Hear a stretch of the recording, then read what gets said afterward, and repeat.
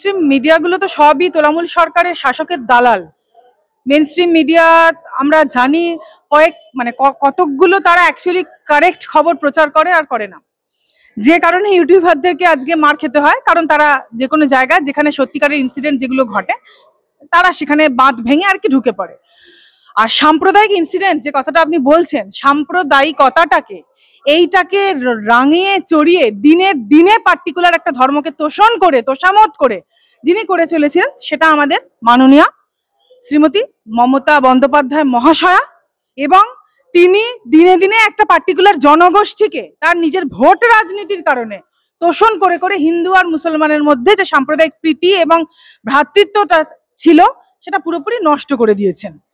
বিশেষ জনগণকে খেপিয়ে দিচ্ছেন, হিন্দুদের দেবীকে অপমান করছেন, সরস্বতী পুজো হতে দিচ্ছেন না, যোগেশচন্দ্র তার নিজের ল কলেজে সরস্বতী পুজো হচ্ছে না। আজকে রামনবমীতে যাতে করে একটা ভায়োলেন্স ক্রিয়েট করা যায় সেটারই একটা প্লট আগে থেকে ক্রিয়েট করা, যেটা মুর্শিদাবাদের নওদায় হয়েছে। এবং মোথাবাড়ি আমাদের মালদার আমরা দেখতে পাচ্ছি শ্রীরাম আমাদের ভগবান, আমাদের ঈশ্বর, তাকে কিভাবে কি বলবো, তাকে ভুল লুণ্ঠিত করা হচ্ছে। কিন্তু এইভাবে কিন্তু হিন্দুদেরকে দাবিয়ে রাখা যাবে না। এইভাবে হিন্দুদের অধিকার, হিন্দুদের ভগবান, তাকে দিনে দিনে অপমান করে রাজনীতিকরণ করে করে করে করে মাননীয়া যে সরকার এবং যে ভোট ব্যাংকের জায়গায় আজকে মাননীয়া গেছেন, সেই জায়গাটা কিন্তু আর রক্ষা করা কোনোভাবেই যাবে না। হিন্দুরা যাচ্ছে, কিছু শতাংশ হিন্দু যারা ঘুমিয়ে আছেন। দেখুন, আজকে গতকাল ঈদ সেলিব্রেট হয়েছে, আজকে আমিও আমার লোকাল জায়গায় সেই অংশগ্রহণ করেছি, কিন্তু কোথাও কিন্তু আপনি দেখবেন না যে ঈদে আজকে কোনো রকম ভায়োলেন্স হলো বা কোনো রকম ভাঙচুর হলো। শান্তিপূর্ণ ভাবেই কিন্তু ঈদ সেলিব্রেট হয়েছে। তার মানে হিন্দুরা অপর ধর্মকে সম্মান করে এবং সম্মান রাখে, এবং হিন্দুরা কিন্তু ন্যায় নীতির রাজনীতি করে। তারা কিন্তু সবসময় সহনশীল এবং সহিষ্ণু জাত। তাহলে সেই হিন্দুদের সহিষ্ণুতার কি পরিচয় নিচ্ছেন না? আজকে আপনি দেখতে পাচ্ছেন যে কিভাবে ভাঙচুর করা হয়েছে হিন্দু চায়ের দোকান, কিভাবে যেতে দেওয়া হয়নি। একজন মুসলিম যুবক লাইভ করে বলছেন যে তোমরা মুসলমানরা কোথায় আছো, আসুন। মোথাবাড়ি ইনসিডেন্ট নিয়ে আমি অবশ্যই কলকাতা হাইকোর্টের দৃষ্টি আকর্ষণ করেছি। মোথাবাড়ি এবং মুর্শিদাবাদের নওদা এবং আরো প্রভৃত জায়গা, বাংলার যে জায়গাগুলোতে পিস এবং ট্রাঙ্কুইলিটি মেনটেন হচ্ছে না, ভায়োলেন্স হচ্ছে, মানুষের জীবনযাত্রা বিপন্ন, যাতে করে সিআরপিএফ মোতায়েন হয় রামনবমীর আগে। যে কারণ কি, রামনবমীতে একটা ভায়োলেন্স হওয়ার যোগ রয়েছে, যাতে করে শান্তিপূর্ণভাবে হিন্দুদেরকে তারা ধর্মাচরণ করতে দেবে না। সেই মর্মে অবশ্যই আমি আজকে কলকাতা হাইকোর্টের একটি মামলা দায়ের করেছি for the protection and maintenance of piece and tranquility. এটা অবশ্যই মোথাবাড়ির ঘটনা এবং মুর্শিদাবাদ নওদার ঘটনার কারণে। কারণ পুলিশ আমরা দেখতে পাচ্ছি এই ক্ষেত্রে completely law and order maintain করতে ফেলিওর, এবং যে লোকগুলোকে পুলিশ অ্যারেস্ট করেছে অল আর হিন্দুস, সেটা কিন্তু আমরা দেখতে পাচ্ছি। তার মানেটা কি, এই যে পুলিশ প্রশাসন, এবং আমরা এটাও দেখতে পাচ্ছি যে মুর্শিদাবাদের হচ্ছে তোমার যে আইসি, কোন থানার ওটা, বেলডাঙ্গা থানার আইসি, তিনি কিন্তু প্রপার একটা ধর্মকে তোষণ করে চলছেন। যেখানে তিনি একটা পুলিশের উর্দি পরে আছেন, ইউনিফর্মে আছেন, সেই অবস্থায় দাঁড়িয়ে তিনি একটা পার্টিকুলার ধর্মকে আপলিফট করে আর একজন ধর্মের মধ্যে বৈষম্য সৃষ্টি করে যে ধরনের কটু বাক্য ব্যবহার করছেন, সেটা একজন ইউনিফর্মড অফিসিয়াল, সে যাই হোক, রাজ্য সরকারের কর্মী বা কেন্দ্র সরকারের কর্মী, তাকে কিন্তু এটা আমরা এক্সপেক্ট করতেই পারি না। সেই মর্মেও অবশ্যই সেটা দৃষ্টি আকর্ষণ আমি আমার পিটিশনে করেছি। এই যে ঘটনাগুলো, যে কিভাবে একজন পুলিশ কর্মী, তার ডিউটি বাউন্ড পুলিশ কর্মী, সে তার ডিউটি পালন না করে কিভাবে একটা পার্টিকুলার ধর্ম কি ওপরে আপলিফটমেন্টের দিকে যাচ্ছে এবং ধর্মীয় বিভাজন করছে আর কি। এটা দাঙ্গা লাগানোরই তো চেষ্টা। আচ্ছা, আপনি বলুন, আজকে এটা হিন্দুস্তান আমাদের, তো এখানে যদি আজকে মসজিদের পাশ দিয়ে রাস্তায় যদি হিন্দুরা বজরংবলীর বা শ্রীরামের সেই মিছিল নিয়ে যদি না যেতে পারে, তাহলে কোথায় যাবে? তাহলে আজকে মসজিদের বাইরে যদি হিন্দুরা তার ধর্ম পালন করার জন্য তারা যদি সেই মিছিল নিয়ে যদি মসজিদের সামনে দিয়ে না যেতে পারে পশ্চিমবঙ্গে, ভারতে, তাহলে কোথায় হিন্দুরা সেই মিছিল নিয়ে যাবে? কোন মসজিদের পাশ দিয়ে নিয়ে যাবে? পাকিস্তানে, বাংলাদেশে, যেগুলো ইসলামিক স্টেট। আজকে ভারতবর্ষ ছাড়া আপনি দেখেছেন কতগুলো দেশ আজকে হিন্দুরা ছিল, সেখানে হিন্দুরা মাইনরিটি কনভার্সন করানো হয়েছে, হিন্দুরা সেখানে আজকে নেই, সেগুলো সব ইসলামিক রাষ্ট্র ক্রিয়েট করা হয়েছে, তৈরি করেছে, all have become Islamic state, Islamic রাষ্ট্র। তাহলে সেইখানে গিয়ে কি হিন্দুরা তার ধর্মাচরণ করবে? হিন্দুরা যদি ভারতে বসে ধর্মাচরণ করতে বাধাপ্রাপ্ত হয়, আপনি এটা বোঝার চেষ্টা করুন যে কতটা খারাপ কন্ডিশন আজকে আমাদের বেঙ্গল, যেটা হচ্ছে ইন্টিগ্রাল পার্ট অফ ভারত, আর মহান ভারত, সেই ভারতে যদি আজকে সে তার ধর্মাচরণ করতে না পারে একজন হিন্দু, তাহলে ভারতবর্ষ ছাড়া সে কোথায় গিয়ে তার ধর্মাচরণ করবে?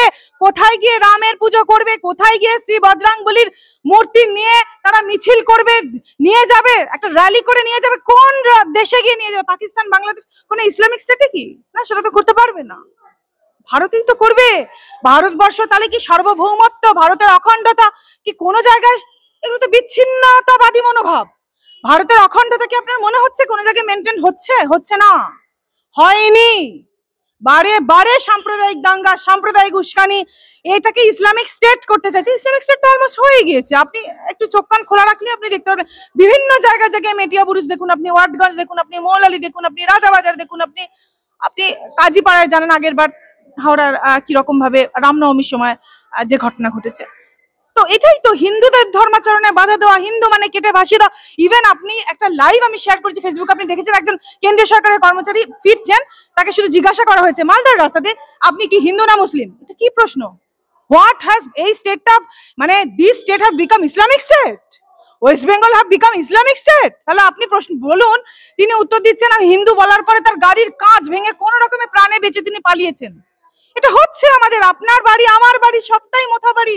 আপনাকে বুঝতে হবে বিপদটা যখন আমার ঘরের ভিতরে ঢুকবে, তখন কি আপনি গিয়ে বলবেন, মানে তখন প্রতিবাদ করবেন? আর কবে, আর কবে? দিদি, আমাদের রাজ্যের দায়িত্ব হচ্ছে স্টেটের ল অ্যান্ড অর্ডার মেনটেন করা। সেক্ষেত্রে এরকম একটা কমিউনাল যখন মানে কি বলবো যে রায়টের যে প্রেক্ষাপট তৈরি হচ্ছে এবং পুলিশ সম্পূর্ণরূপে ইন্টেনশনালি নিষ্ক্রিয়তার ভূমিকা পালন করছে, নিষ্ক্রিয় হয়ে রয়েছে, সেখানে সিআরপিএফ কেন্দ্রীয় জওয়ান নামাতে হচ্ছে, তার মানে যদি এই পরম্পরা চলতে থাকে তাহলে তো রাষ্ট্রপতি শাসন দেওয়াই ভালো। হ্যাঁ, রাষ্ট্রপতি শাসন তো করাই উচিত, অবশ্যই রাষ্ট্রপতি শাসন বাংলায় দরকার।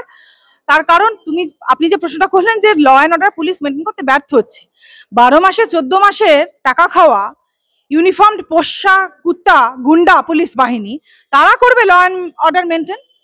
কাদের কাছ থেকে আপনি আশা করছেন যে ল অ্যান্ড অর্ডার মেনটেন করবে? যে মাননীয় পুলিশ মন্ত্রী, তার ডিরেকশনে ল অ্যান্ড অর্ডার মেনটেন করবে পুলিশ? যে পুলিশ এভিডেন্স ট্যাম্পার করছে, একটা মেয়ে চলে গেল, আপনি দেখুন মানে ফেসবুকে যে ভিডিওগুলো মানে বিভিন্ন চ্যানেলে যেটা দেওয়া হচ্ছে, সেখানে অভয়াকে ছোট করে নারীরা লিখছেন, মানে মহিলারা কতটা বড় আজকে ধর্ষকরূপী মহিলায় পরিণত হয়েছে, যে 150 গ্রাম বলে আমাদের অভয়া, যে মেয়েটা শান্তিপূর্ণ মানে মানে পিসফুল মৃত্যুটা পর্যন্ত পেল না, তার আত্মা শান্তি পেল না, তাকে এইভাবে ছোট করে এই ধরনের কমেন্ট করা হচ্ছে 150 গ্রাম বলে তাকে মানে অভয়াকে এখন 150 গ্রাম বলে বলা হচ্ছে। এটা হচ্ছে একজন নারী করছেন, আমার কাছে লিংক, ছবি, A to Z সব ডিটেলস আছে। তাহলে আপনি বলছেন এই রাজ্যে মাননীয় কোথায় বারটা বাড়িয়েছে বুঝতে পারছেন না? ল অ্যান্ড অর্ডার মেনটেন কে করবে? কোন পুলিশ? কেন এখানে তো মুসলিমরা অত্যাচারিত, মুসলিম ভাই বোনেরা বুঝছেন না? আবু সিদ্দিকীকে যখন কাস্টাডিতে পিটিয়ে মারলো একটা 21 বছরের বাচ্চা ছেলেকে, তার বউ যখন অন্তঃসত্ত্বা, সেই পুলিশদের আজকে জেল হয়নি কেন? তাদের চাকরি টার্মিনেট হয়নি কেন? তাদেরকে জাস্ট 6 মাস বসিয়ে দেওয়া হয়েছে ডিসি দিয়ে, তারপরে আবার তাদেরকে ফিরিয়ে আনা হবে, মানে সেটাই তো প্রাইস পোস্টিং দেওয়া হবে, এটাই তো রাজ্যের আর কি সিস্টেম। তো প্রতিটা লোক কে মেনটেন করবে? ল অ্যান্ড অর্ডারটা কে মেনটেন করবে? কোন পুলিশ? মাননীয় কুত্তা পুলিশ সম্ভব তাদের পক্ষে মেনটেন করা, যারা শুধুমাত্রই হচ্ছে ওই মানে মাস্টারের slave? Police is the slave of the masters. তারা কি মেনটেন করবে? হাইকোর্টের ভেতরে যখন আমার গায়ে হাত পড়লো, পুলিশ তো চুপ করে দাঁড়িয়ে ব্রিগেডে বসে কি করবে? আপনার গায়ে কেউ বাঁচাবে না কেন? আমাদের বিরোধী দলনেতাকে দেখেননি যখন তিনি প্রতিবাদ করতে যাচ্ছেন, তাকে আহত হতে হলো, তাকে রক্তাক্ত হতে হচ্ছে, পুলিশ আটকাচ্ছে। কার পুলিশ? মাননীয় পুলিশ। তো মাননীয় police law and order maintain করবে? এটা কোনো প্রশ্নের অতীত, কিচ্ছু মেনটেন করবে না। শুনুন, সাধারণ মানুষ মরছে, সাধারণ মানুষের অধিকার ভায়োলেট হচ্ছে আর হবে, এটাই সত্যি।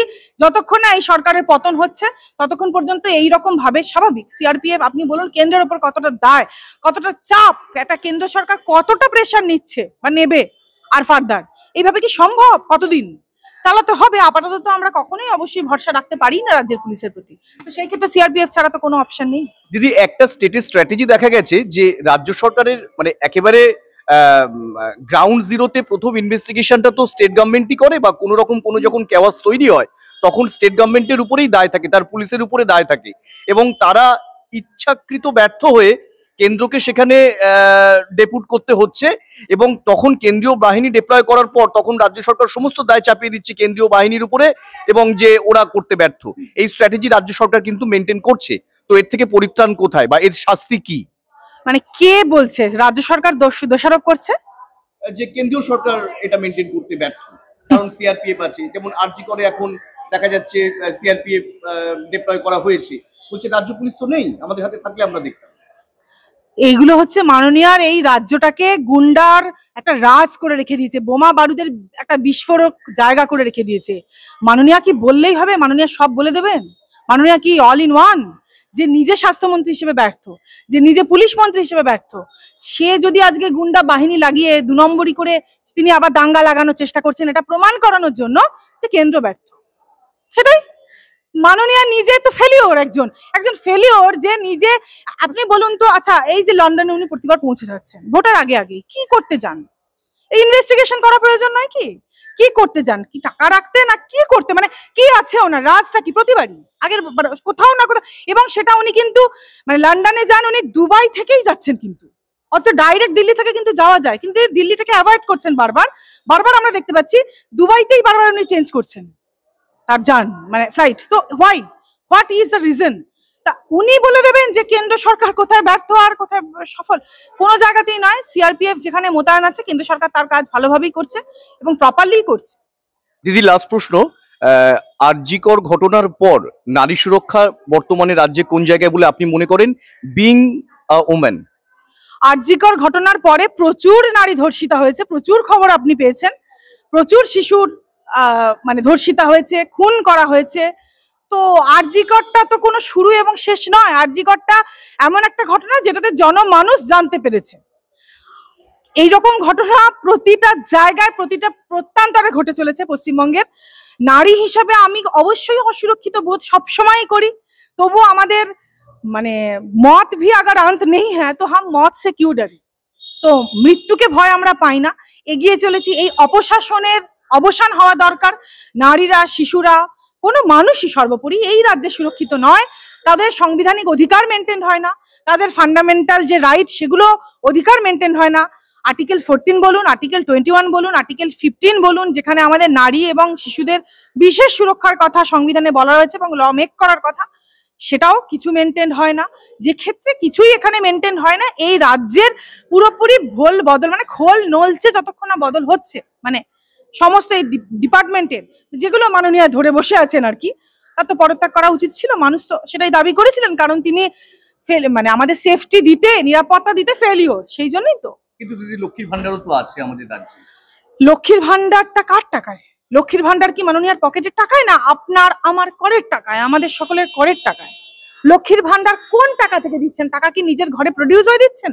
তাহলে আমাদের প্রধানমন্ত্রী মহাশয় তো আবাস যোজনা দিচ্ছেন। আপনারা জিনিস ভেবে দেখুন, আপনাদের একটা জিনিস বুঝতে হবে, একটা বাবা মা একটা ছেলের পিছনে যদি কয়েক কোটি টাকাও খরচা করে দেয়, তারপরেও কিন্তু বাবাও হিসাব নেবে যে তুমি টাকাটা, যে এত টাকা তোমার পিছনে খরচা আমি করলাম, তুমি কি রিটার্ন ব্যাক করছো, বা তুমি এই ইনভেস্টমেন্টের বদলাটা কি। তাই টাকা খরচা করাটা ইজ নট ইম্পর্টেন্ট, সরকারের টাকা নিয়েই খরচা করাটা is not important. Important is infrastructure, যেটা আমাদের প্রধানমন্ত্রী শ্রী নরেন্দ্র মোদীজি করেছেন। আপনি দেখুন, তিনি ইনফ্রাস্ট্রাকচার ডেভেলপমেন্টে আত্মনির্ভরে মানে যোগ দিয়েছেন, যে কারণে হসপিটাল বলুন, আপনি আবাস যোজনা বলুন, আপনি যে কোনো ধর্ম বর্ণ নির্বিশেষে সবকা সাথ সবকা বিকাশ রেখে তিনি, তারা কিন্তু মুসলিমরা বিজেপিকে ভোট দেয়নি, কিন্তু মাননীয় প্রধানমন্ত্রী মহাশয় কিন্তু হিন্দু মুসলিম দেখেননি। তিনি কিন্তু তাদের জন্য আবাস যোজনাতে ঘর দিয়েছেন, তাদের মাথার উপর ছাদ দিয়েছেন। ঈদে পর্যন্ত আমাদের মাননীয় প্রধানমন্ত্রী শ্রী নরেন্দ্র মোদী মহাশয় তিনি কিন্তু প্রচুর প্রচুর মানে দিয়েছেন, প্রচুর প্রকল্প করেছেন, প্রচুর স্কিম, প্রচুর ভাতা। আপনি যদি ভাতা বলেন, আপনি একটা লক্ষ্মীর ভাতা বলবেন, আমি কিন্তু তাহলে আপনাকে এরকম কেন্দ্রের অজস্র ভাতার কথা বলবো, যে ভাতাগুলোর মাধ্যমে কিন্তু ইনফ্রাস্ট্রাকচার ডেভেলপমেন্ট হচ্ছে। কেন? কারণ সেই ইনফ্রাস্ট্রাকচারে জোর দিলে মানুষ নিজেরটা, তারা তাদের জন্য যুব সমাজ একটা জায়গা পাবে, পা দেওয়ার জায়গাটা পাবে। মাননীয় যে ভাতাটা আপনি বলছেন না দিচ্ছেন, শিক্ষাটা কেড়ে নিচ্ছেন, চাকরি শিক্ষিত ছেলেকে পেতে দিচ্ছেন না, নিয়োগে দুর্নীতি করছেন, স্বাস্থ্যের জায়গাটা দুর্নীতি, প্রাইমারি টেট থেকে শুরু করে এসএসসি সেকেন্ডারি সমস্ত জায়গায় দুর্নীতি। তাহলে আপনি আমাকে বলুন যে এটা করে কি হচ্ছে, মানে এটা করে লাভটা কি হলো, মানে হবে কি, মানুষ কি পাচ্ছে? মানুষ হাত পেতে 1000 টাকার ভাতা 1500 টাকার ভাতা, এটাই কি শেষ কথা? কিন্তু ইনফ্রাস্ট্রাকচার ডেভেলপমেন্টে যেখানে মাননীয় প্রধানমন্ত্রী মহাশয় ধরুন জোর দিয়েছেন, তার জন্য মানুষের সার্বিক উন্নতি হচ্ছে, তো মানুষ সেটা বুঝছে না। এই যে এত কয়েক কোটি কোটি টাকার যে তিনি প্রকল্প করছেন, কোটি কোটি টাকার যে তিনি ভাতা, এইগুলো মানুষ বুঝছে না। মানুষ ভাবছে 1000 টাকা লক্ষ্মী ভাতা, কার টাকা নিয়ে দিচ্ছে? আপনার আমারই তো করে টাকা নিয়ে দিচ্ছে, মাননীয়া তো পকেট থেকে দিচ্ছেন না। এই জায়গাটা আপনাদের, মানুষকে তো ফাইন লাইন্স আছে, মানুষকে বুঝতে হবে। কতদিন মানুষের মাথায় টুপি পরিয়ে রাখবে, মানে কতদিন মানুষ বুঝবে না? ধন্যবাদ।